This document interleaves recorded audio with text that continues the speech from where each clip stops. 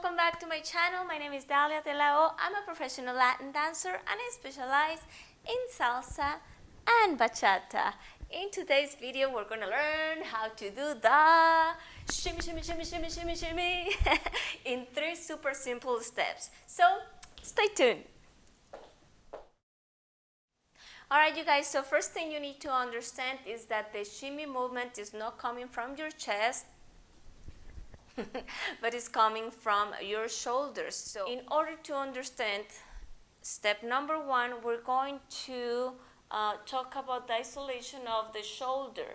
We are going to place, let's start with the right hand first, yes? So place your hand right here to the side, really nice and graceful, and I'm going to turn around this way so you can see it from this angle. The isolation that is happening there is going forward and back, only with the right shoulder, yeah? So that's the step number 1. You go right shoulder, forward, back. Now, let's try with the left. We go forward, back. That's it. Alright you guys, so for step number 2, we are simply going to alternate, yes? So far we did one shoulder and then we did the other one. Now we're going to put it together and we're going to alternate. I feel like it will make more sense for you guys if I mirror you. So I'm going to start with my left, which is your right. And remember, if your right goes forward, then the left has to go back. And then when you switch, it has to be in one action. The right goes back and the left goes forward, yes? So but we're going to try to make it in a quick switch. So we're here, we go, ready, and let's do it. 1, 2, 3, 4, 5, 6, 7, 8. And then we're just going to try to accelerate as much as possible. And we can always play with it. Down, up, down, up. And for step number 3, let's try it to the music.